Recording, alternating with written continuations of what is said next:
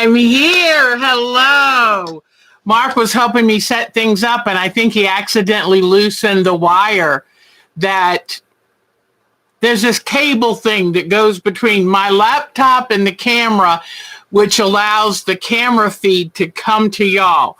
So anyway, I'm here. I'm so glad it didn't shut everything down. I was able to get back to you. Hi, everybody. I am so tickled to be back with you this Sunday.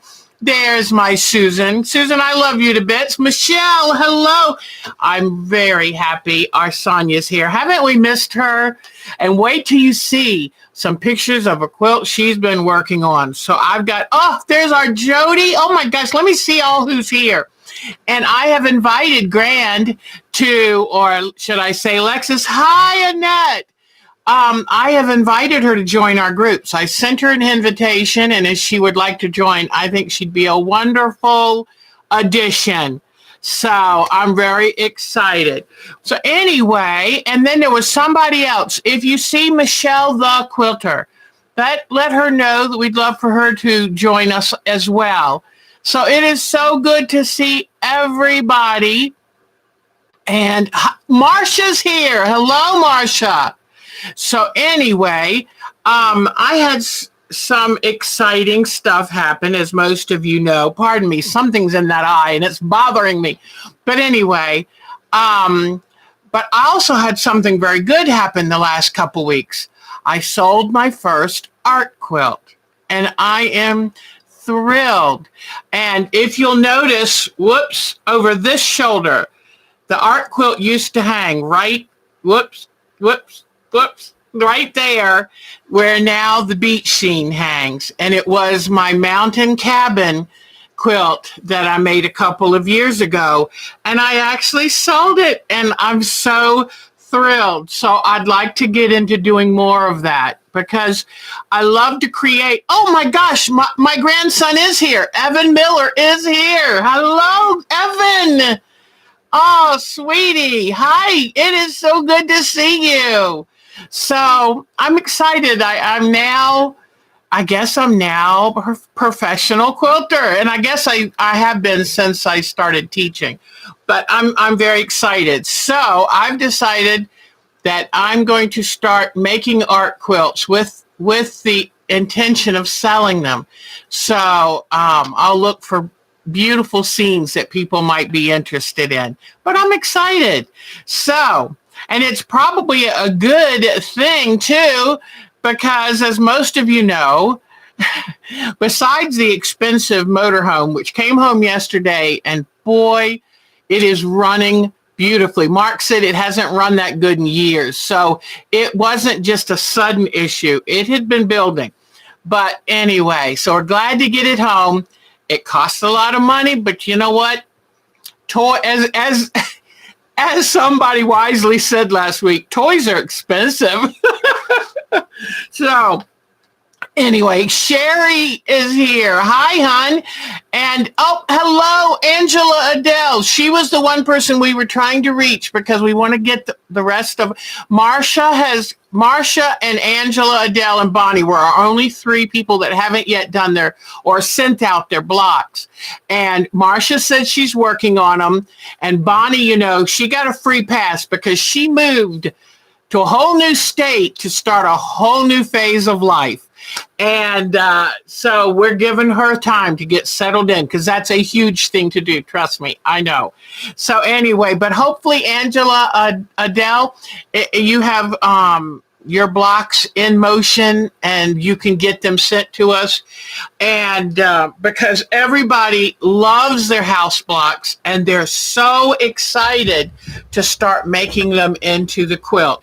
And what this was, for some of you who might not know, is during this whole coronavirus COVID crisis, this group has been such a blessing to all of us who belong to it. We're so supportive of each other, and we're here for each other. And it makes a big difference because it's hard.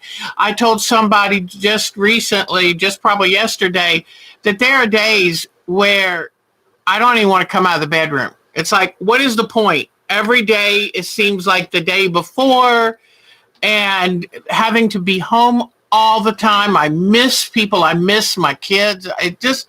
It's a tough thing what we're going through. It's a stressful thing. And in North Carolina, our numbers, we're just on a steep climb. And you know what? It takes a toll on you. So what we did is we decided this group has been so loving to each other and so supportive. And so we decided, why don't we do a block exchange and kind of commemorate this? Because none of us have ever known any experience like this. The last experience anywhere similar was probably World War II, but that was over in Europe, and it did affect us here, but not the same. This is a scary thing. And sadly, our country has done the worst job in the world in handling it or tamping it down. And this is not how I thought they meant keep America great anyway, but we've got a problem. So, but we said, let's make these blocks and then make a quilt. And that way we'll all have something to kind of remember this scary time, but still a time when so many people found their creativity, found their joy, their self-expression. And so I love it. So anyway, Evan, what are you doing? I went to Evan's house. We stayed 6 feet apart. I just wanted to at least just look at him. It was so hard not to hug him. And because Evan and his sister Charlotte, I missed them terribly. And but anyway, Evan's got a huge new swimming pool. I mean, huge. It comes up to about here. It is gorgeous. So, and Evan has been enjoying swimming, right, Evan? So, and happy Father's Day. Susan, please tell Rick I said happy Father's Day. And Mark's had a good stepfather's day and fur baby Father's Day. And so I hope all of you who have fathers you love dearly or married to a wonderful father will share that with your loved ones. And so, oops, I didn't realize a lot more people are talking here. And yeah, no worries. No worries, Angela. Susan, that was very sweet. I'm wearing another necklace I made, but I got to tell you the story about this, okay? Oh, you're going to be moving yeah, it is a lot of work to move. I tell you what, start as soon as you can and label every box. That's the best news I can give you. And throw away as much as you can. Don't move junk, right? But otherwise, good luck. Nadine is here. Oh, our dear Nadine is here. I've got great pictures to show you of all the stuff she's done. She has the most angelic little farm in Germany. And everything her and her husband keep doing, they're turning it into a storybook farm. It's beautiful. And she has a pool too. So did Evan answer? Let me go back and look. I'm sorry. I get so excited about my Evan. Oh, thank you, Jody. You're so sweet. I'm glad, Angela, you're working on your blocks. That's good. And I know that Marcia is too. So, and, oh, he had to step away for a bit. Okay. He might not be coming back. He's probably gone back out to swim. So anyway, but here's my newest necklace. And I have to say, it's probably not my favorite. I knew I needed a pink necklace, but I'm not good at designing stuff on my own when it comes to like jewelry. It's better for me to see something and copy. I'm a great mimic. But anyway, I had this and I had these other beads on it. Mark said, it looks a little Betty Rubble. And, I've told y'all before, Mark is pretty honest, Let me bring this down a little bit so you can see the necklace. But Mark is pretty honest. And I need that because it's important for me to get little feedback. So I had to take it apart and take off some of the other things. I had bigger beads and big beads that stuck sideways and everything. And he was right. It's a little heavy. And it's a little heavy. Yeah, we love Betty Rubble, but we don't necessarily want to dress like her. He said, honey, it's looking a little Flintstone-like. And that's the problem with using polymer clay. It's hard sometimes to get things to look delicate. And I'm going to have to give it a bigger try. And here's the bracelet I made to go with it. And yeah, it's a little Flintstone. So it's a little better after taking off some of the big things, but I show you my successes and I show you my failures, and I'll still have it around. But yes, you are, Nadine. You are able to say that because we all love each other and we're just kind of helping. But this is, it's a little overwhelming. So Joanne Fabrics had a sale, 50% off beads, plus they sent me another $5 if you finish their purchase. So I bought a few little beads, and I'm going to try to use purchased beads. They were super, super cheap, and I only bought a few. I'm going to try to use those and make some necklaces so I can get away with the heavy clunky.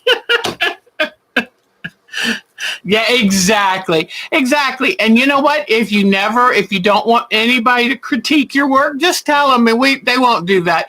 But I started talking about it first, so don't worry. And I love that y'all, I want, especially if I bring it up and say, I'm a little worried about this, I want your critiques, because that helps me kind of go, yeah, I don't want to go out and people go, what in the heck? Who did her grandson or granddaughter make that?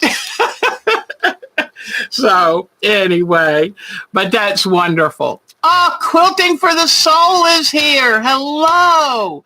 So anyway, we're excited. Hello, Michelle Lang. And we're excited that we have our blocks. I meant to put them on the board, but I wanted to show you the latest one that I got in, and I think it is just as cute as a button. And I love how everybody has a different way of doing it.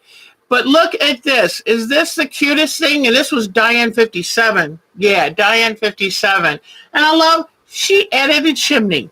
So anyway, but thank you for all the blocks. They are wonderful and a treasure for sure. And so we know they'll all get done, and we appreciate that. Well, let me show you a couple things. I have a fun project to work on today, which is how can you take a store-bought fabric and turn it into your own design? So I've got some fun, easy, quick ways, and I'll give you a hint. The hint is I'm using some of the leaves from our devastating branch fall this week.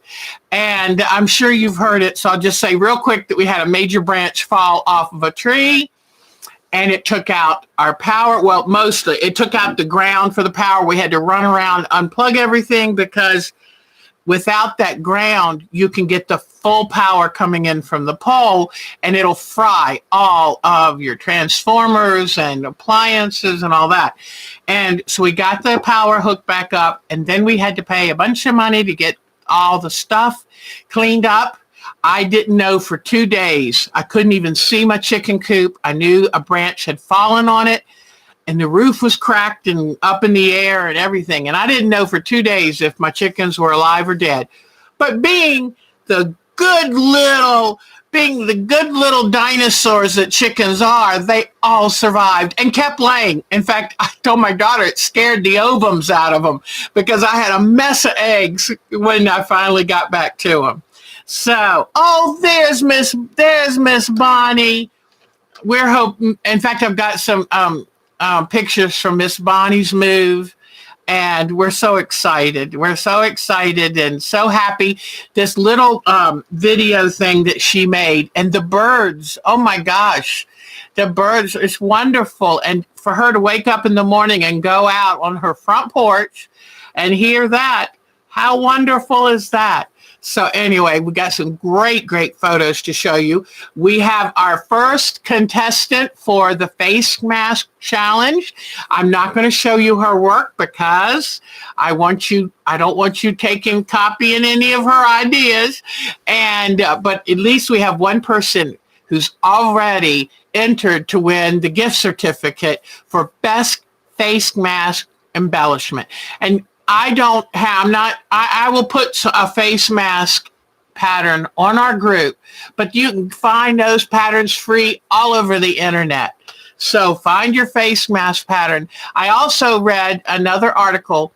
The face masks that I made for Mark and I have t-shirt material on the inside and batik material on the outside.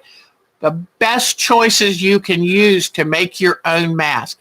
T-shirt material really stops the spread of the virus, and so does the batik, because the t-shirt material is a thicker material. It's, got all these channels in it, and then the batik is a very high thread content.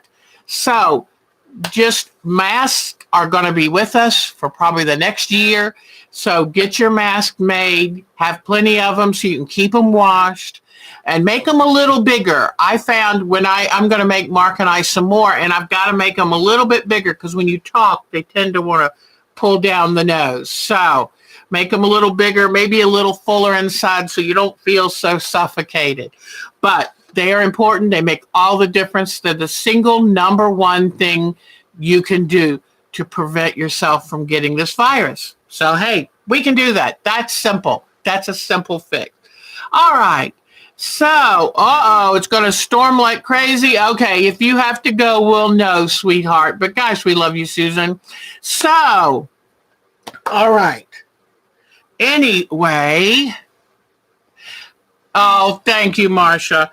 All right. You know that I was finishing up my Out of This Space, Out of This World series, and I got all of my binding done. Yay, Deb. So that's completely done. I just wanted to show you. My new thing now is finish. So then you knew I was working on my little Hobbit quilt. And I got the idea for this from Susan Edmondson, who is doing the Mancuso online quilt show. And she's teaching a few classes. I think it might be too late to sign up, but you can always check. But this is my own design here. And it's my little Hobbit land. And it's all finished except for a little. See how I put a backing on it? And the backing is a cute little home backing. And it's got leaves and chickens and little home sayings, and let me see. So anyway, it had a home saying, but I don't know. That's on the top and I can't read it anymore.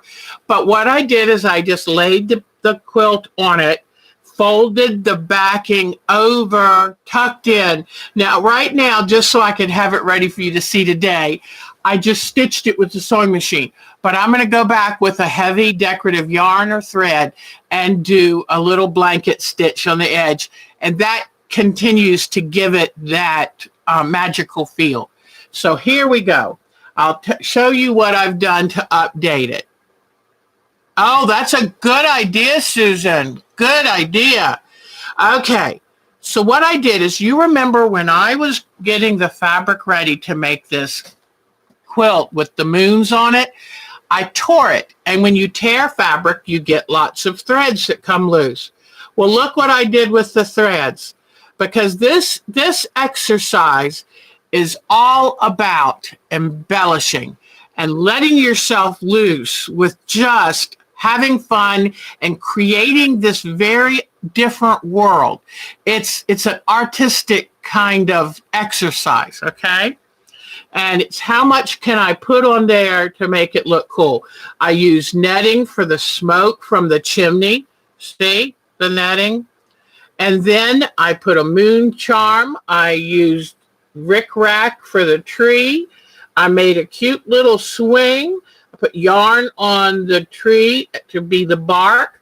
Remember I told you I was going to take blue. Is Nikki here? Hey, Nikki, sweetheart. It's so good to see you. See how I put the blue? I first put the green sequins, then I put the blue, and that's a little stream. I used all the different kinds of yarns and gathered things to make the grass. Then you see here, I did the little flowers. I didn't do as much embellishing on this as I thought I might, so far as making flowers and things. There's my little doorknob, and here's my door, and I use metallic DMC for that. Then somebody, I forget who, told me to put the little charm above the door. So thank you for that. It was the perfect place for it. Here, this little charm is supposed to be like a little light fixture. Then you love that owl. That was I found that. This is kind of a junk drawer quilt because it's whatever little things I could find. So anyway, here it is. And see how I outlined like the stones for the chimney. And I did a lot of decorative stitching on the thatch roof. And you know what? This was just found bits. And it is precious. And it's going to make me happy. I'm going to put it somewhere where I sit to sew that I will enjoy. You like those charms? And you know where I get my charms? I go on eBay and I get them from China. And for like $2 or $3, you get, 30 or 50 charms. It's great, great deals. So I love them because they really make a difference. They add that little some special something. So anyway, this was mostly made by hand and just with scraps and bits. So there you are again. Hi, sweetie. So anyway, there we go. And you see how I let the grass hang down over the binding? Because it was bound on the bottom, but I let that hang over. Because this is about teaching you to listen to your inner child, listen to that voice that just wants to play. And by doing this, it's going to help you be a better quilter in other areas. And it'll expand your repertoire, kind of expand what your vision is of your quilting. So I love it. It turned out much better than I thought. Y'all saw me when I started it. I just played. I didn't draw anything ahead. I just played. So I'm very happy with it. And now I have another piece of artwork for my wall. So yay. All right. Because the first one I did, I think I have it here. I took a class from Sue Edmondson. And here's the first one I did. So then I'll show you again. Here's my second one. So I got a little bigger, in some ways got more elaborate, but they're still cute little fantasy worlds. So, all right. So got that now I showed you. And let me check my list. Okay. So the mask contest next week. And don't ever, oh, thank you, sweetie. Don't ever feel pressured like, oh my gosh, I don't have time to enter this mask contest. If you don't have time, it's okay. It's just for people who love to do stuff and who have time, go for it. But you can embellish a face mask any way you want. It can be as fanciful, whatever. What can you put on a mask to make it you? To make it say something about you, whether it's playful, whether it's serious, whatever. And I've seen amazing masks, like Nancy Pelosi matches her colors of outfits with her masks. I've seen, there was one picture of one woman that had beautiful lace that looked like feathers coming forward on her mask. And it had beads. It was beautiful. So anything that you can do, that you can embellish it with, and I need to have the photos of your work by next Saturday night, because I don't have time Sunday to go and pull your photos up.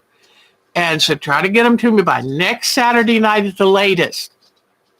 Send them to Our Time to Quilt at twc.com. And then I'll show you the photos and not tell you who made them. I'll show you the photos, and then you get to choose the winner. And the winner will get a $10 gift certificate to the shop of their choice. All right. So now we have 2 more things to do, plus the photos. Don't let me forget. And then I had a couple little things I bought. So I'm glad I make up this little list, because sometimes I just get distracted. But here is my moon quilt. I'm calling it a moon quilt. Now, let me see. I'm trying to find the top. Hold on, gang. I still have 2 more rows to do to it. So this is only 2/3 of what it will be. So here it is. And what I love about it is I love that the ombre fabric does the work for you. That's one of the reasons I love ombre fabric. I think I got this fabric from fabric.com. And just to refresh you, it was in the McCall's magazine, and their version was in a beautiful teal. But since I use teal so much lately, and since I love having a space theme, the pattern's called Covered Buttons, but I thought it looked like moons. So that's why I went with the blues, the whole range of blues, which is my favorite color. And so I'm going to show you today how I do the applique, needle turn applique. Oh, thank you. That's what I thought. Oh, and I had the luckiest accident happen. The fabric that the pattern called for was an ombre that had darks on each selvage that faded into the middle. The ombre I bought only had dark on one side. So I bought 2 extra yards thinking that would be enough, and I was about a yard short. So I was supposed to use some of that dark for these moons. But then I didn't have enough. And I looked through the fabric I already had. And you've seen me use this numerous times for like oceans and skies. Well, it was perfect for the moons, because Mark said, oh, it makes it look like the moons have like clouds going across them. So it's really cool. Now, I wish this had a little bit more pattern, but Mark says that lighter fabric is kind of cool because it kind of glows on that background. So I think those moons will be fine. So what I'm going to do is I'm going to show you how I do needle turn applique. After I do that, I'm going to show you a couple things I bought this week. And, not this week, because we've spent so much money this week. Oh, I know what I was going to tell you when I was talking about the big tree. It's a red oak, and red oaks are notorious for having tiny little root balls and huge wide canopies. This tree is over 60 feet tall, has over a 40-foot wide canopy, and it's on a hill. And 9 years ago, we had a horrible drought, and this is the 3rd tree in that little area on that hill that we're losing. And the drought is just a slow killer, because when the branch came down, and I'll show you some photos of it, we noticed it had rot in the branch. And there's an even bigger branch right beside where the other one just ripped off the tree and ripped the bark. And we've had people come out and give us estimates, and they said that tree is going to fall. It's just when. And because with it rotten inside, and it looked beautiful. We had no idea. So instead of being really bummed out that we're going to have to spend $6,000 to $8,000 to take down this tree, and that's after a couple estimates, it's a huge tree on a hill where no equipment can get up to it. So, and it's somebody's going to have to climb it and drop bits of it at a time. So, anyway, but instead of looking at it as poor me, I'll never be able to buy fabric again as long as I live, we turned it around and said, you know what? That tree gave us a warning. And now we can have it fixed, because the next branch, or if the whole tree were to fall, which it will at some point, unless we take care of it, that would have landed on the house itself. And it would be the bedroom area. And oh my gosh, so we're really, really, really happy. So, yeah, I love what Grand is doing and how she's building her artwork. So, all right, so I'm going to take and show you on this light blue.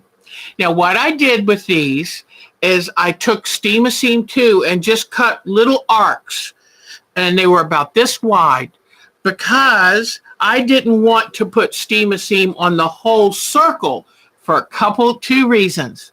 One is I'm too cheap to waste that much, but you need something to hold it on.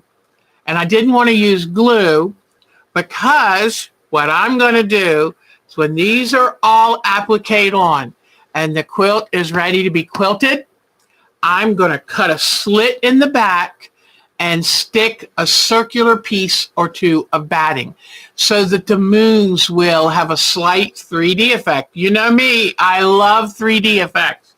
So that way, by just having that little strip about a ½ inch in from the outside, just a narrow strip, circular strip, and I didn't even make it in a full circle because that would have wasted too much Steam-A-Seam. I just took the piece of Steam-A-Seam and cut arcs into pieces so I could do a circular shape. So what I'm going to do to show you how great silk thread is to use for applique work is, let me show you here. Here is the circle that I'm doing, okay? I am not going to use a matching thread. I'm going to use this. So what? Let me see. Okay, let me get my needle. Let me find a good needle. For applique, I use straw needle, or now normally I wouldn't use this dark thread, but I want to show you. This is YLI silk thread. These spools are about $6 and they last forever. So, and I was telling somebody, before I really had started this, I bought different colors. But honestly, if you just buy neutrals, beige neutrals, gray neutrals, that's all you need, because this thread melts into the fabric. And I'm going to show you. And some people think needle turn applique is difficult. It truly is not difficult. I'm going to show you way up close, and purposely I'm using a dark thread to just show you how much easier it is to applique with silk threads. Now, this is some thread heaven. You can use beeswax. You can use whatever the new version of thread heaven is. But I run it across, and that's silicone, and it just conditions the thread so it won't knot, and it resists wear and tear from constantly pulling it through the fabric. Okay?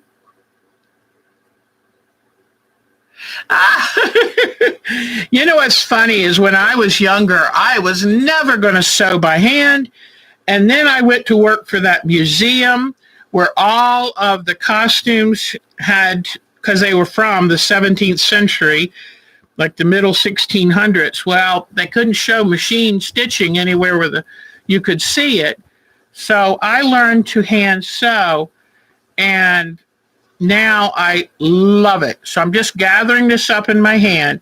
I take the needle and I run it like this under the fabric. See how it just folds the fabric under? Then I take and come well under. I'm going to come under here to lose my knot because I don't want that knot showing. Okay, so there I come. Now, I come up right near the edge of the fabric. Sometimes when I run my needle under, I'll show you that again. I just push the fabric under and run the needle out. See how it does? Then a lot of times I'll take and finger press it. And that way I've got a shape that I like, and it'll pretty much stay there while I'm doing the stitches, okay? So now I go straight down, and I do that thing where I run underneath the fabric, picture a fish swimming under the water, coming up. I said before to get a breath of fresh air, but I'm not really sure a fish needs to do that, so let's just say he wants to look around. And then the fish goes straight back down, straight back down. So most of the stitches movement is underneath all the fabric. Then you come back up, come straight up like this, go straight back down, run underneath. I can feel it with this finger that's under here. I can feel it. Come up and grab just the little edge, just the little, see, I mean, barely a thread. Come straight up, pull it just barely snug, then go straight down. Now I'm going to zoom you in, but if you can see this, you will see that I'm using that dark thread that doesn't even show. That is the beauty of, and my stitch length is probably, I don't know, 1/8 of an inch, a little bit more. Now, don't sew all the way to the edge here because you want to go ahead and turn some more fabric. So watch this now. I take and I pull the fabric towards my thumb and then kind of run that needle along that edge. I'm tucking under 1/8 of an inch or so. Now, if you come to an area, I've already done the finger pressing and it gets a little tricky, just rub it with your finger. You want a nice smooth edge. So it needs tucked down a little bit more. Hold on. Sometimes it will do this, so I'm glad you're seeing this. Sometimes you have to just grab the fabric with the needle and kind of tuck it again. And what you want to do is take the time, if it does that, take the time to get it smooth.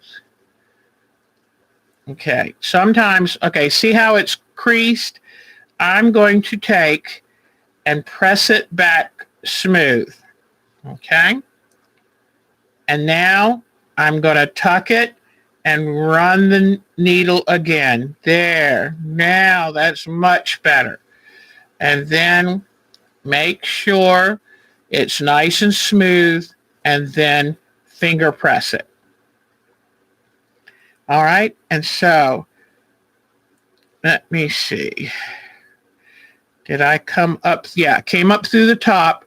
Now I'm going to go straight back down where I came up and come up about 1/8 of an inch or a little touch more away, grabbing just that little bit, okay? Then I pull it snug. I don't want to gather it, but pull it snug.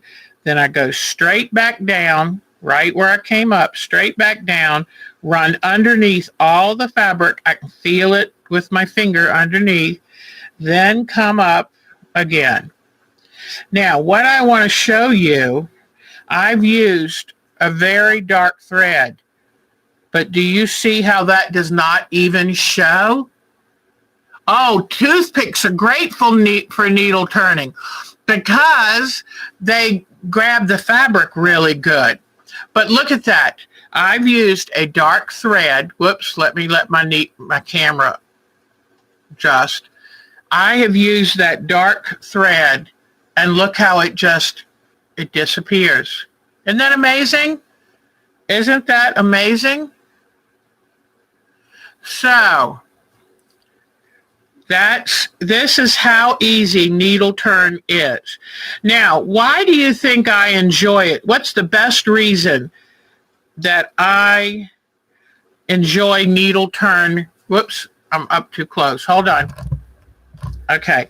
The best reason that I enjoy needle turn is it allows me to keep my hands busy, especially in the evening. Especially in the evening, it allows me to sit in my recliner and relax and put my feet up and just do something that doesn't use up brain power. I can watch TV with Mark and keep my hands busy and then get something done at the same time. So now you'll see, I wanted to show you just how amazing silk thread is. It's very strong. It won't hurt or break your fabric. People have tried to say different things, but I use that dark thread, and I mean, that looks pretty darn good, don't you think? Yep, I can do it and relax. Hi, Diane 57. I showed your wonderful house block with the chimney. So now I've shown you that, and if that will encourage you to go buy silk threads, then I've done my job.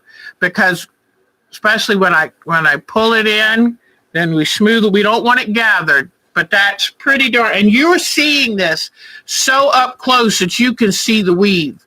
That's very up close. All right, there. So I hope that kind of helped you and gave you a little encouragement. Hand sewing is an art that comes from practice. And I've been doing this a long time, a long, long time. So when you start to hand sew, don't get frustrated. Just take a deep breath and relax. But if you have the right tools, and in this, to have a nice fine needle, either an applique needle or a milliner's needle. Milliner's needles are good if you're doing a lot of fancy shapes because they're flexible, but they will bend too. And needles, you use one hand needle for a project, throw it away. So, because we tend to think that needles last forever. No, they don't. And there's nothing worse than trying to sew with a needle that has gotten dulled. And but I love the John James, the Easy Glide needles, and I like needles with a little bit bigger eyes or gold eyes. It makes it easier to see to thread the needles. And I use longer than the 18 inches of thread they normally recommend. But then if I put the beeswax or I put the thread heaven, it works fine. And I'm just too lazy I'm cheap with my time as well as money. And I'm too lazy to do a lot of, Susan, the truth is we don't, especially you working outside the home, sometimes you don't want to come home and then have to sit again in front of a sewing machine. You've been sitting in front of a desk all day. And I find if I just keep it by my favorite chair, I get more done. I can take them to the doctor's offices. I'm turning in, the older I get, the more of a proponent I am of doing it by hand. And each thing has its place. I can come and sew something by machine, take it up and work on it some more by hand. So it's just whatever works for you. Now, one thing, yes, wait till you see Grand or Alexis's embroidery. You're going to be so impressed. She did it by hand. I had to ask her because it's so even and so pretty that I thought she must have some special machine that does it. So wait till you see. All right. Oh, well, we had to answer a question about our doctor. They had a respiratory therapy practice in half of the building, and they said, would it bother you to come to a building if they had respiratory therapy? And I was like, yeah. And evidently a lot of people went, yeah. So now they're relocating. So because, you know, I can't take a chance. You know that. All right. So now I want to show you some things that I bought and some great photos. Don't go away. All right. I'm very excited to show you these things. I'm having to be very careful with money, of course. But, you know, thank goodness we're going to get a chance to get that tree down before it falls on the house. For one thing, I was teasing my daughter the other day. I said, because Becky won't let us come live with her for 6 months. She told me she'd put a yurt out in the back of the yard. So anyway, remember when I was telling y'all that I found this Robert Kaufman? Remember my quilt? Oh, I should have had it out. Remember my quilt that I did the night lights that has 150 little tiny LED light bulbs in it? Well, that was it looked like New York City, but it had famous buildings from several different cities. And I did some trapunto, making the buildings have shape and come out at angles. Then I did a lot of thread painting to emphasize the buildings and the different ones. And then I put lights in it. And so when you plug it in, the city lights up. Well, I was looking at one of the emails I got for fabrics, and I found that Robert Kaufman had done a neighborhood version of the city lights. So I said, I've got to have it because that is the sister to the high rise. Look at this, guys. I am so excited. I'm trying to think of where I found this from. It might have been Paducah. But I'll give you the title so you can, if you want one, you can look for it. But it's a pre-printed panel, and I can't wait.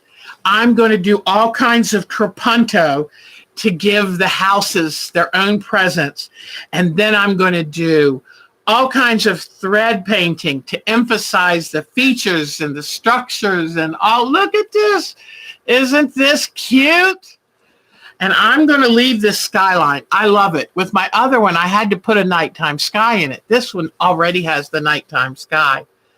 So, and then I'm going to just load this up with LED lights. I have extra of the light, the little lights, and I'm going to load this puppy up with them. So, isn't it exciting? So, I can't wait. I can't wait to turn this into a living thing. So I had to get that. And while I was there, you know, you always look and go, while I'm paying shipping, is there something else I need? And sure enough, they had on sale some sky fabric. Oh, I meant to tell you the name of this one. But they had sky fabric. And being a landscape quilter, I always need sky fabric. All right, let me give you the name of this. It is Robert Kaufman, Fabric for Daydreamers. But here is the design number and name for you so that you can find it too.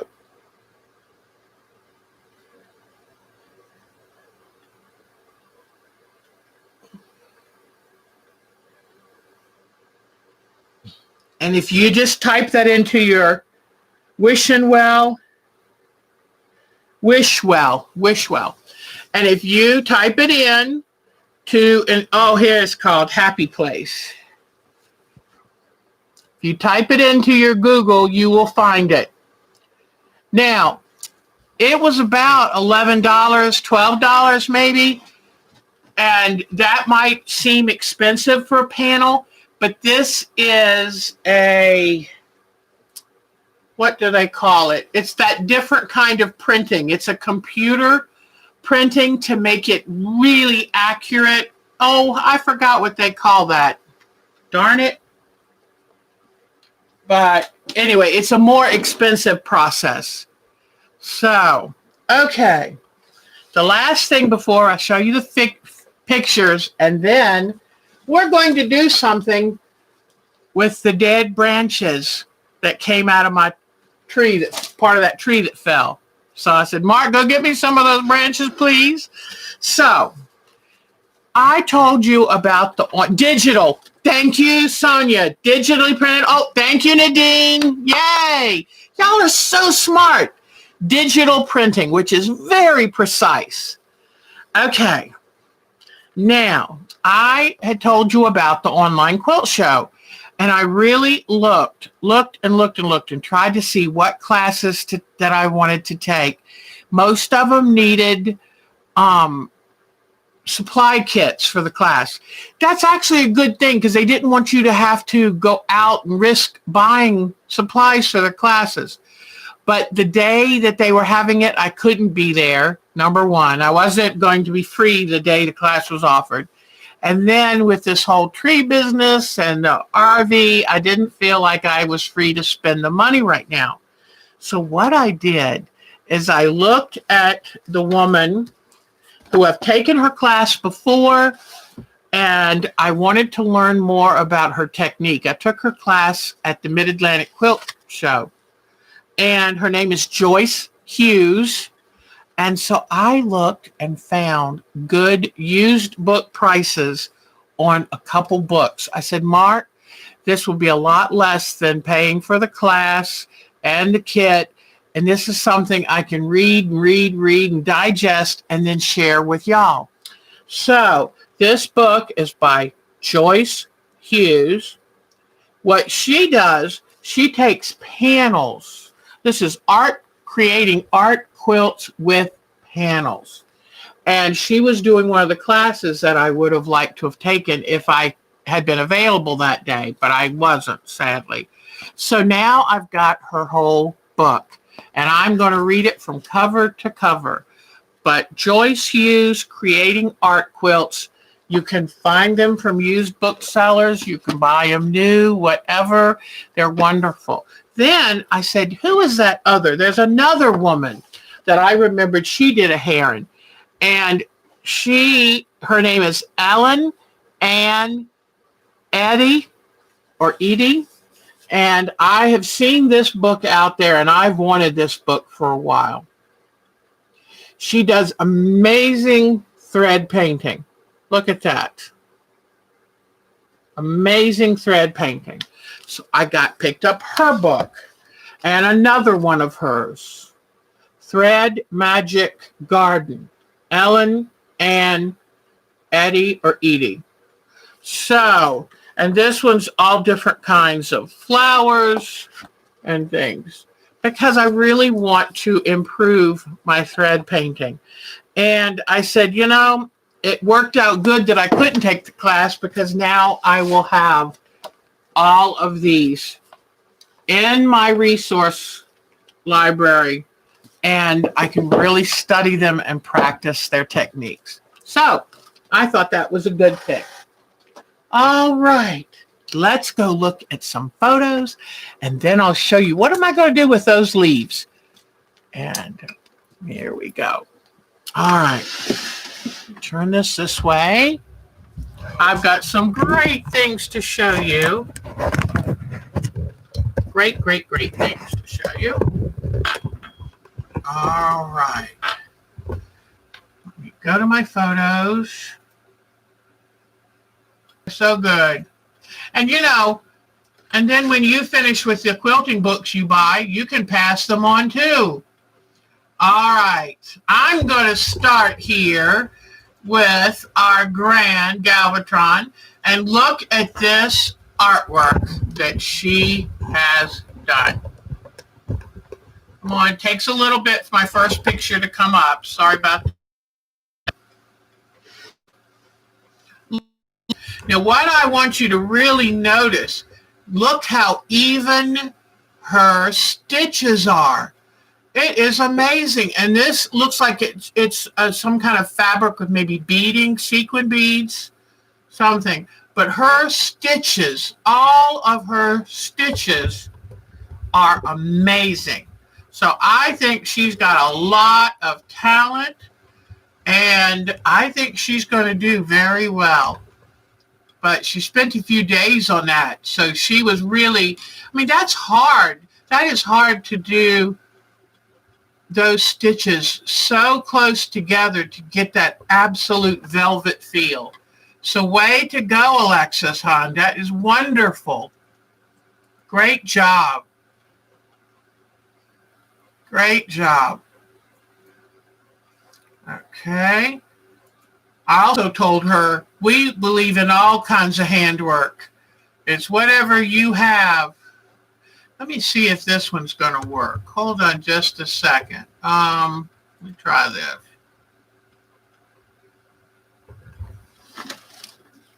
Let me see if I can get this. Hold on.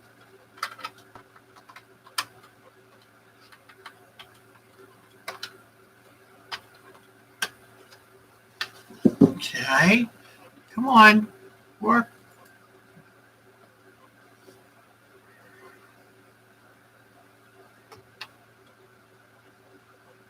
Come on. It might not let me open it. Let me see. Oh, here it is. Here. Let me get my speaker going. Power on. Your device is connected. Come on, let's see if I can make it work. Oh.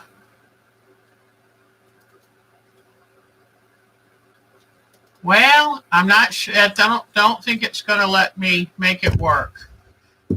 Oh, I see an arrow. Okay.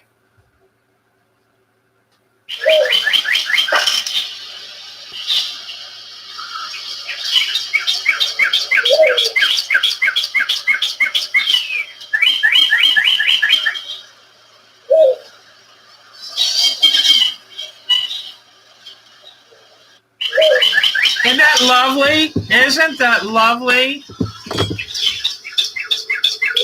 Power off. Okay. Doesn't it sound exotic? Well, the whoo, that's a dove. And the other one, whoops, I hope I'm still here. The other one is either a cardinal or a tufted titmouse, and I'm not sure. I showed you these that Bonnie had taken on her move. These were from a rest stop in Illinois. And I just think they're so neat. Funk's Grove. What a cool thing. Show you that. And that, I worried that was water spilt on the floor until I realized that was her former state of Illinois, the shape on the floor. And then here is her new living room, not even set up yet. Don't worry, because she hasn't had a chance. Then look at the quilt we made her. It's hanging on the wall. I love that. That made me happy. And then seeing the sewing machine and the desk, I love that. I learned how to sew on a sewing machine that looked just like that. That is wonderful. This was from, there is all of her stuff.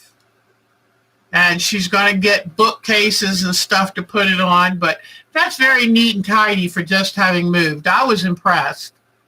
There's some more of her stuff. But she's got so much space now that she can spread out and enjoy. I'm so tickled for her. Way to go, Bunny. Yay. Okay, let's see what else. Let me see. Okay, I will show you. My Tree-mageddon is now what I'm calling it. And when we looked out towards the chicken coop, that's all we could see. That was it. We couldn't get anywhere close to it, especially when, do you see right here? That's the wire coming down under the trees. So it was a wee bit scary. And here is part of that branch. Was about 5 feet around that came off. It's huge. There it is. Here's the branch, and here's where it ripped. It ripped a big swath of the bark right off the tree. This branch is 5 feet around, 60 inches around. And you'll see here, you can see here, that's how we knew it's a red oak. It's got some red in the heart of it. But you see this rot?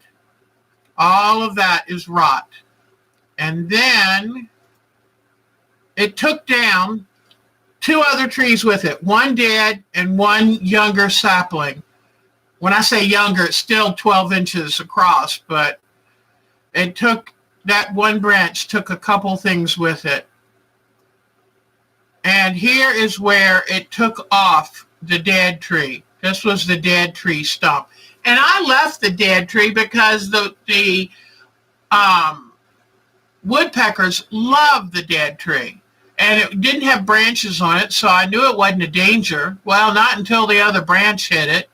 But you can see where that branch, I mean, it was huge, huge branch.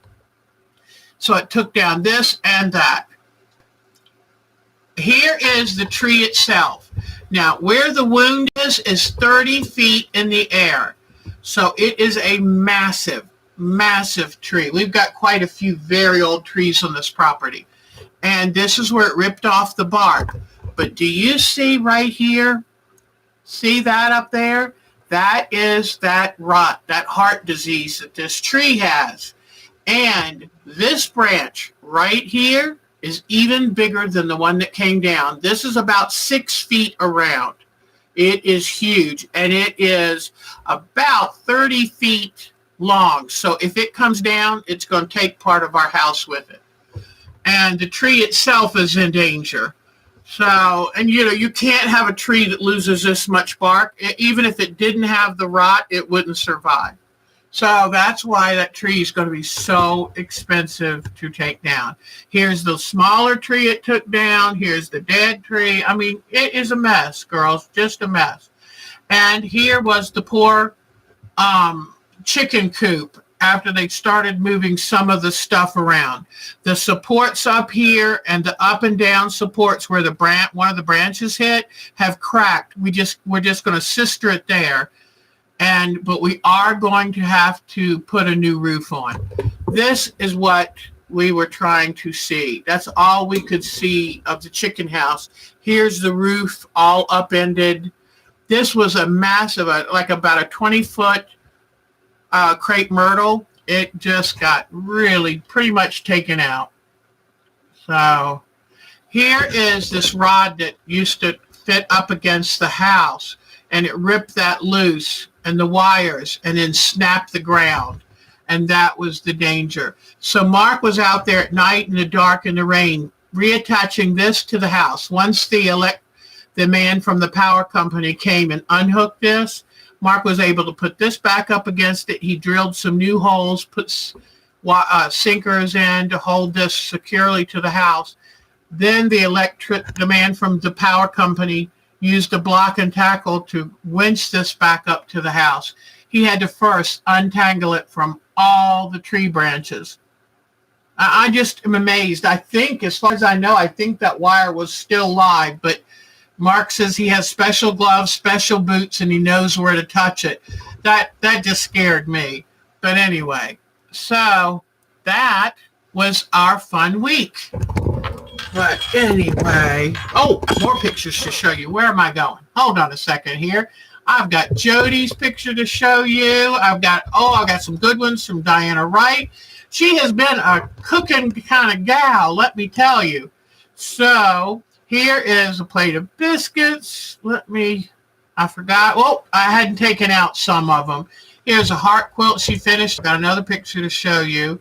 This was a quilt for a man, I think, Michigan.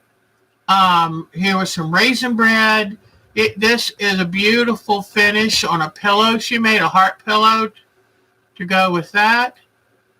Look at those. I mean, she has been cooking. Beautiful quilt there she had worked on. Homemade butter she made. There's, I think that's her Hawaiian bread loaf in the oven. Beautiful pillow. Her work is very immaculate. That was the raisin bread rising. I'm not sure about the cookies. She must have made those. And then it looks like she used a zipper in her pillow cover. Look at that. We need to get her to do some more videos. She's so talented. Very talented. Yummy rolls. Okay, let's see. Her Hawaiian quilt. There's some more bread. Her beautiful art quilt with the birds. Her grandmother's bread bowl. Let me see. Oh, don't want to miss any of hers. There's so many and they're wonderful.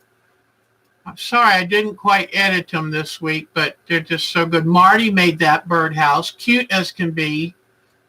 More bread. Oh my gosh, I'm hungry now. I think I'm going to have to go get lunch.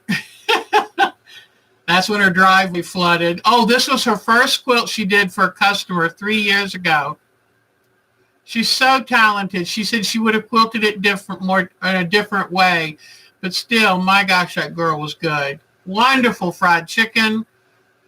John Wayne pillow she made probably for Marty. And there they are out on the lake in their boat. I'm so glad that she takes time to play because you can't just work. So that is wonderful. Oh, what a sweetie. Okay. So that was Diana's. Let me go and see what else. I love your photos. It just, oh, and this I had done, taken a picture and wanted to make sure that I showed you Diane 57's quilt block. That is just beautiful. And she used so many different colors. It's really bright. It's really going to make our quilts pop. Thank you, Diane 57. Okay, let's see what else we have. Let me see. Oh, let me show you Jody's stuff. The other day I got good comments on her quilts. She showed me this. This is a pattern of Emmett Kelly, the famous clown, and look at her interpretation of it. Really beautiful. And this pattern showed how to layer the colors to get the graduations and to get the realistic look. It's just beautiful.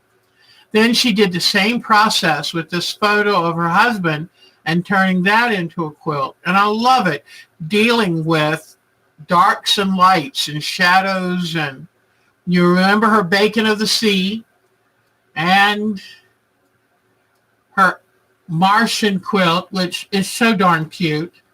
And she already has done her self-portrait quilt. And I love it. And it's surrounded by all these quilts that she's done during our Thursday night art quilt live streams. And there she is. And I think I have another one. I can't show you her other one because she is the one that finished the face mask. I don't want to show you that because right now she's in competition to win. All right, let me see. What? Oh, this is from June. I love this. This is so cute. This is what I do. I go online, I pretend I'm shopping at a fabric store, and then I close the tab and don't buy it. But it gave me the fun of at least thinking I'm shopping. Is there anything else? I think that might be it for this week. Okay, let me move my camera back out and back up. And then I'll show you what I'm going to do with those leaves that fell off the tree. But I hope you enjoyed those photos. I think they're wonderful. And Grand, how did it feel to see your stuff up there? And Jody, is Jody the talented and fast? But I hope Grand got excited. I hope Grand got excited seeing her work out there for all of us to see. So great job, great job. Now I'm going to come over here and I'm going to show you what I'm going to work on today. Move the iron out of the way. I don't need the iron, but I do need to protect my work surface. Okay.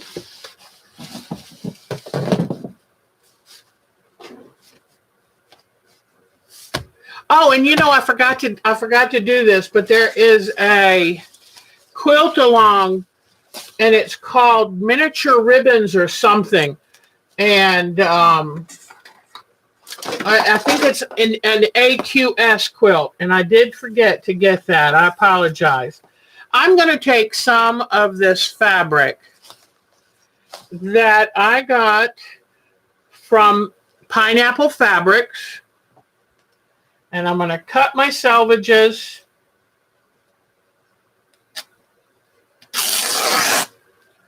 I leave my selvages, I pull them like this and I leave them because in case I want to get more of this fabric, it's always with the fabric until the end. All right, so now let me tear off a good sized piece of this fabric and show you what I'm going to do with it. You know, we all want unique fabric. We all want stuff that's different. We want something that makes our artwork stand out from the crowd. And that's a good thing. You know, if we all wanted to have the same thing, then you might as well just let a computer do it and buy it. But we enjoy making things creative. Nadine, it was so wonderful to see you again. It was wonderful. Uh-oh, I didn't show Nadine's pictures. That's the one I missed. Uh-oh, is she still here? Did she already go? Uh-oh, hold on 1 second. 1 second. Oh, no, oh, no. Did she go yet? Oh, make sure that you write to us and join our group. We would love to have you. Okay, hold on, Nadine, hold on. I knew I was, how in the world did I miss that? There, it's hers. Man, this is so good. Okay, so these, I'm just going to show them real quick, so I'm hoping I get it right. Nadine can always tell us. That's a hole they dug, and that's where their pool's going to go. Look at this pool, guys. Isn't this awesome? Let me see if I can make this picture bigger. Oh, my gosh, I would love to be there. And the best part, I think, is not only that big pool, but food on the grill. Look at that. Isn't that magnificent? Okay, hold on a second. Now, let me get this back down. Got to get it back down. I know Nadine has to go. It's getting late, but I want her to see. I have loved her photos. So look at this piece of land, and then wait till you see what they do with it. And they use nice big equipment, which was wonderful. And I love how they put the above ground pool in the ground. And it makes it a whole lot easier to get in and out of, let me tell you. So that is wonderful. Then they built a pond and a waterfall. Look at this. They have been so busy. She has 2 ponds. There's one. And I mean, just transform this into a magic wonderland. Look at the size of this pond. Isn't that magnificent? And then she had some chalk pencils and did drawings on her windows. They're so beautiful. She just really had a very creative spell and has done some beautiful things. Look at that. That is gorgeous. Very, very talented lady. And is that it? I'm trying to, let me see. Yep, those were it. But I tell you what, that pond and that waterfall, I'm so impressed.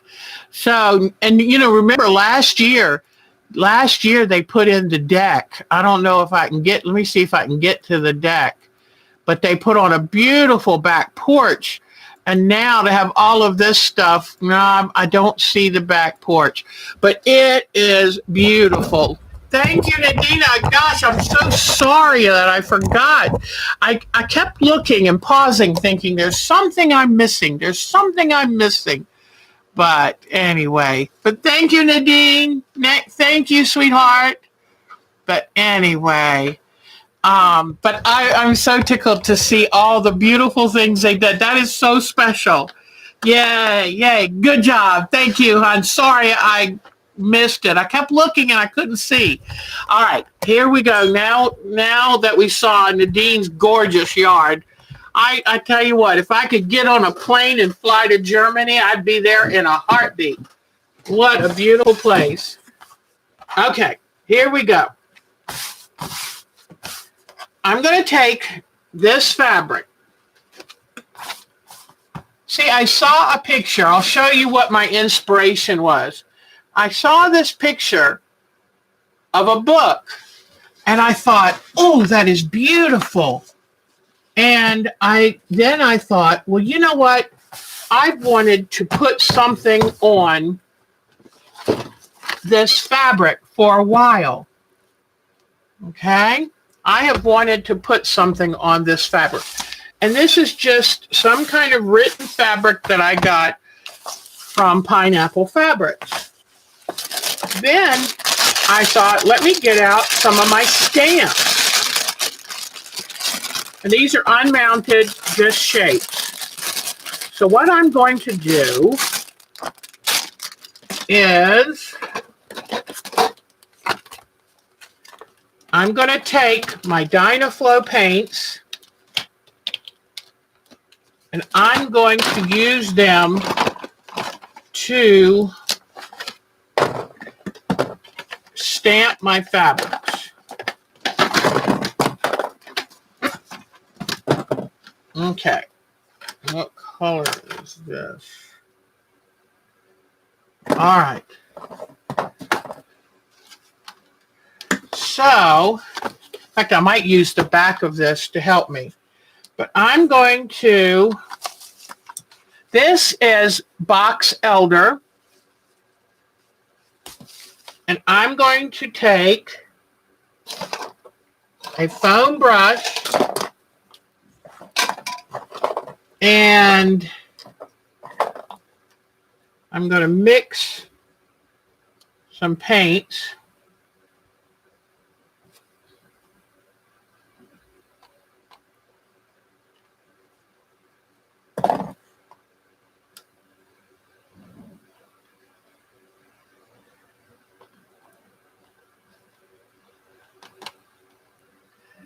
And I want to make a brown color. So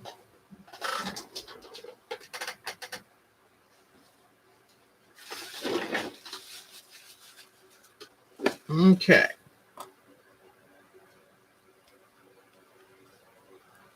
And I'm using green and violet. Whoops. I have a couple paintbrushes, a couple paints that have a leak because when I went to use my razor knife to open it, I accidentally nicked it. So let me grab a paper towel here. Be careful opening your package. Don't nick the little bottles. All right. And then I'm going to put in some of this magenta and try to make a simple brown. There we go. See how that makes a simple brown? Because I want the brown. And I'm going to brush it on this leaf. Now, if you had a brayer or something like that, that would even be better. And then I'm going to move some of this stuff out of the way. And I'm going to press this down.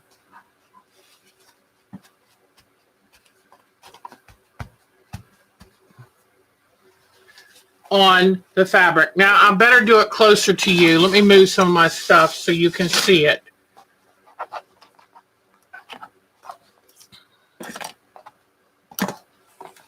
Okay. I'm going to do one of the oaks now. This came off the red oak that we had come down. All right. And I'm going for a very subtle look here. Very subtle.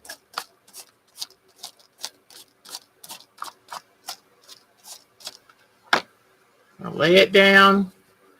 And I don't want it to move. I just want to press it in place, because if I let it move, it'll smudge. But that is very subtle. Let me make it a little darker. Hold on a second.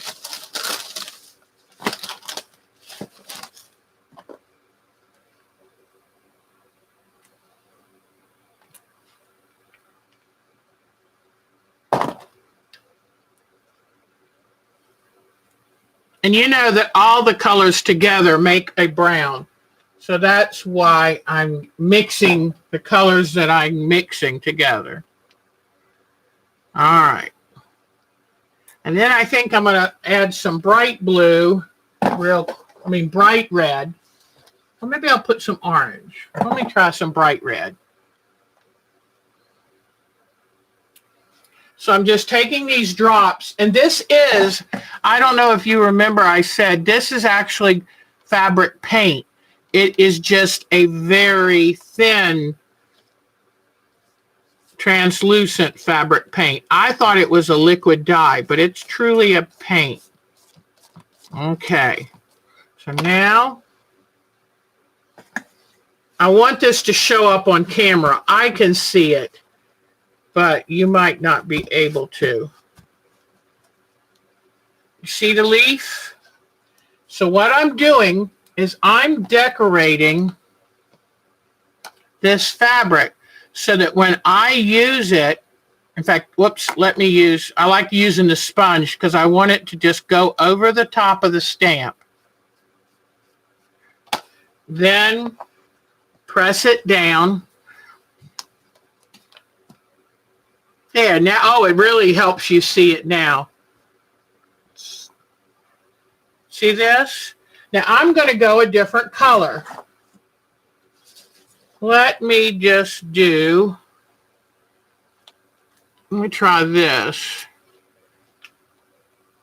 I'll get another sponge brush so I don't mix up my colors. And then, see how I use a sponge brush, just brush it over. And this way you can take an inexpensive pack of stamps. Since they're not mounted, they're very cheap. Maybe $4 or $5 for them. Do you see what you're doing? So, let me try another one. Slightly different color. But this way, you can make your own fabric. And we all love that. Trying to use the other side of this brush, but I might get some of that blue on it. It'll end up with green, but that's okay. All right, now I'll put this one right here.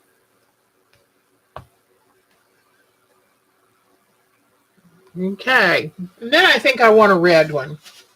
So let me get a different pattern and do a scarlet. Let me get a different brush. Got another new brush. And let me put this color right there. One of the things that I would like to do this summer as we're looking at different projects that I want to show you is ways that you can turn inexpensive fabric into your own artwork. And so once I drop it, I do not move it. I just push it, then lift it straight up. So I'm going to do one more leaf for you too. Hold on a second. I want to do another one of these box elder leaves. Let me get the right brush.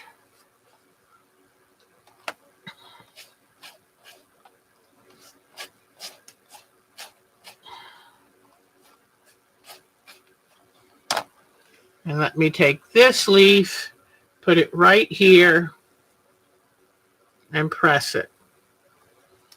So you don't need fancy equipment. You don't need expensive. I mean, these are just leaves from the backyard. Let me get a, oh, this will be cool. Let's try this.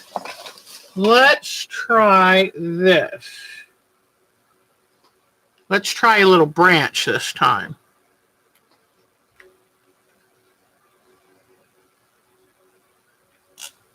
All right, so I'm going to take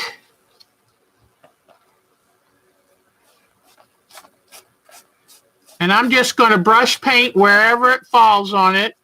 I'm not going to make the leaves look perfect. Let's just see.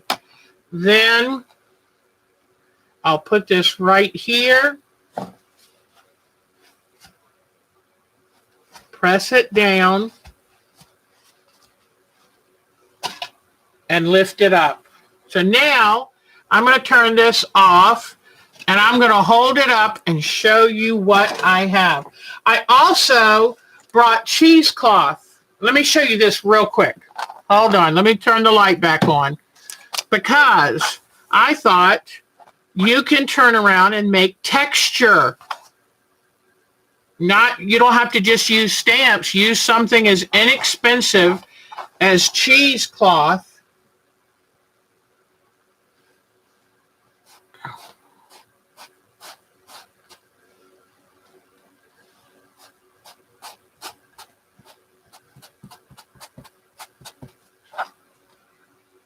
Let me put it on a little harder. Hold on. But use cheesecloth. Whoa. Well, that came out smudgy. So that didn't work out as good as I would have liked. But you know what? I have a feeling you have to stiffen it before you'd like the result. All right. So that one didn't work out so good, but let's check these other ones. Okay. Let's show you. Okay. Here they are.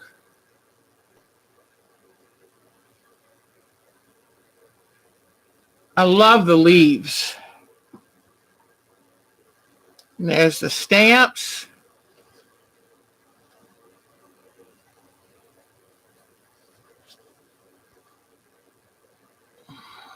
Let me see. I can see it so much better than you can. Let me try something. Let me see if this will help you see it better. Sometimes the camera doesn't want to pick it up. So it's subtle, which is what I wanted. And you can now use this fabric to mean something. You can make it look like a journal that you have saved various leaves, like a hiker or nature lover's journal. And I think that's kind of cool. So just remember, now let's say you don't have these fancy stamps. They're very inexpensive, but let's say you don't have those. You can take a potato and cut a grid in a potato and just dry it on a paper towel, then stick it in your medium and then stamp on your fabric. So I think that's, look at that leaf. See, I just wanted it subtle like a journal. I thought that was so pretty. And there's the big oak leaf. Now, and here's the Crape Myrtle, the whole little branch of leaves. But I got this idea from just seeing this photo in a magazine for a book. And when I take a little longer, I might end up thinning out some acrylic paint, using that to get even a more definite leaf shape. But look how easy it was to do the stamps. So just kind of remember, like, let's say you have some fabric and you're not real fond of it, or you think it looks a little old-fashioned, maybe, out of date. Grab some stamps or some leaves and some paints or dyes and go for it. Go for it. So anyway, and you can use acrylic paints. I would thin them. You can add metallics to the paints to kind of jazz it up a little. But I'm just trying to show you ways that without doing a full-bore dyeing session, you can alter and create your own special fabrics. All right. I think that's about all I have for today. So anybody, now you know what? Yes, I could use some medium and my ink tints, and that's a great idea. Make my own kind of like watercolor wash of ink tints and you can stamp them on that. I think that would be great. Oh, what a great idea. A journal cover. Yes. You know what? Charlotte writes. Maybe I'll make her a journal using fabric like this. That would be fabulous. Great journal cover. Thank you for that. Stamp over the cheesecloth. There you have it. Because since it was so pliable, it just moved and spread. But if I stamped over it, would. I'm going to try that real quick. Hold on just a second. Now she's got my mind going there. You know what happens when she gets my brain going here. All right, let's see. Let's try that real quick because I would love it if that worked. All right. So got this. Bring you back over here. All right, and I'm going to stamp, load up the stamp. Okay. And now I'm going to lay this cheesecloth here, and I'm going to push the stamp, and I'm going to push it nice and hard, push it down nice and hard so it will go through the cheesecloth, hopefully. Well, you know what? I swear I think I need a thicker paint because I think the problem is this color wash is so thin. I think I need something a little touch thicker. But let's see. Or maybe I'll just do one layer of cheesecloth. I just wanted to see how I can use texture. Yeah, that still came through, but it's a little softer than I wanted. But that's the way to do it if you're going to do cheesecloth. Unless you have the cheesecloth stiffen, you need to use stamps. Because I think if I had to paint thicker, that would have been cool. That would have looked really cool. So that was fun. That was something different, and it's a wonderful a way to decorate. I wish I had some ginkgo leaves because they are the fan favorite. But I'll use a thicker, darker paint, and I think it will work better. So anyway, there we go. And the nice thing about the Dynaflow, it doesn't change the feel of the fabrics because it is like a watercolor wash. So that's cool. So maybe,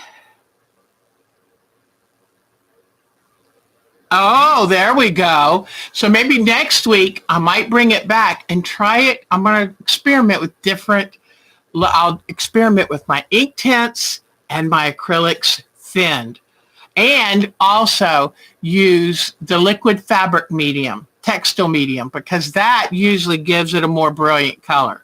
So there we go. All right. So now we have something to work on for next week too. All right.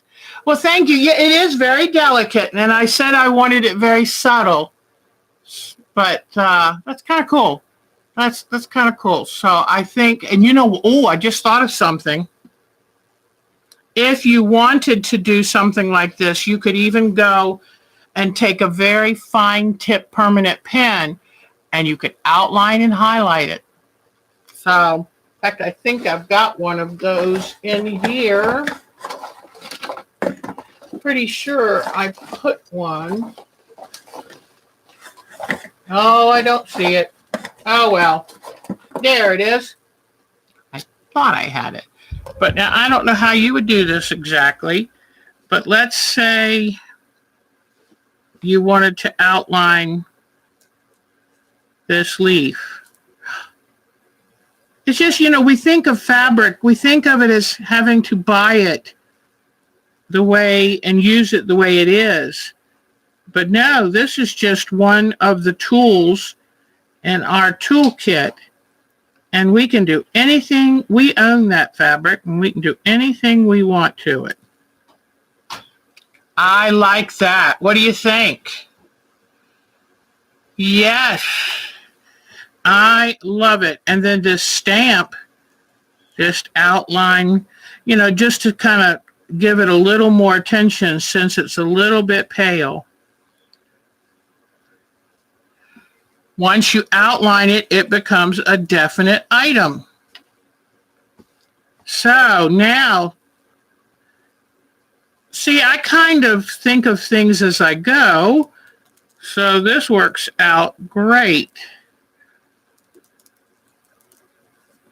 And then do the main ribs of the leaf to give them prominence.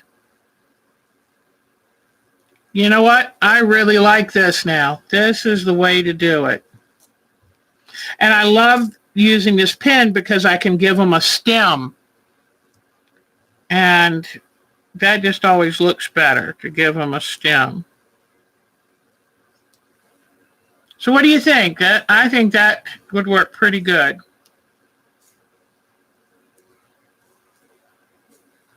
All right. So I think that's, metallic. Oh my gosh, Susan. You've got it, girlfriend. That is wonderful. But I think that really makes them pop. And I like that. I like that even better. What do you think? That works great. All right. Well, look at what we just created. And I love that we did it together. We did it with ideas and trying different things. So I'm going to work some more on this. And then I think what I'm going to do is I will make a journal for my Charlotte. You could even do something, take a fabric like this and draw quilt blocks and turn it into a quilt journal. But I really do like the fact that when these are outlined, it's subtle, but it makes you take note of them. That's cool. All right. Well, thanks. This was fun. I love trying to discover what will this do. So, super. All right. Any questions you might have out there? Anything that you would like to talk about?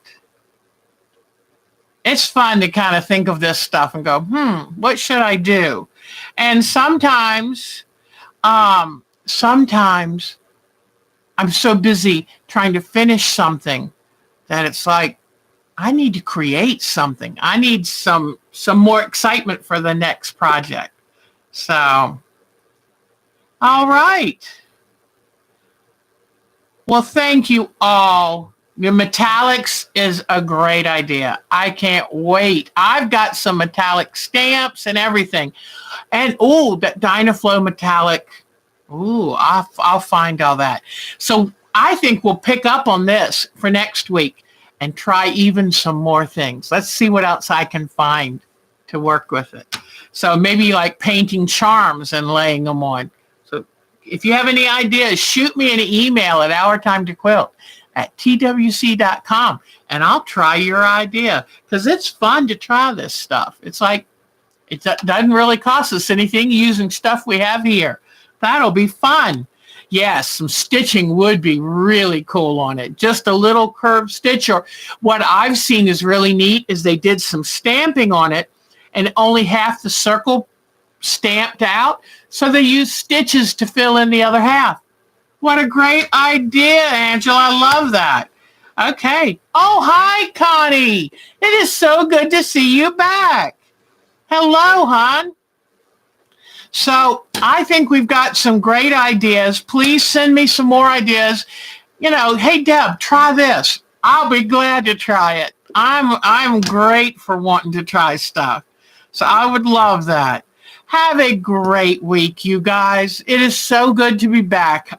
For the most part of the vacation, we only did what we felt like doing, and it was glorious. We did go out for evening meal and a picnic in a park all by ourselves, and we did some driving. And like I say, I drove by to see my daughter Becky and her family that live in the area, and we made sure we all wore masks and stayed 8 feet away from each other. But I just needed to see them. It's been hard not to see them.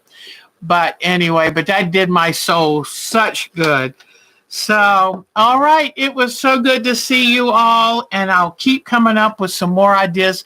Send me your challenges. Can you do this, Deb?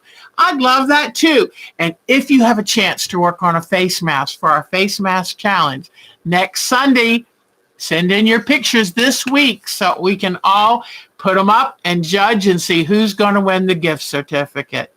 Take good care of yourselves. Please stay safe. You don't know how important it is that all of you are safe, happy, and healthy. Take good care. It was so good seeing you all. It did my heart the world of good. And thank you for joining us. Take good care.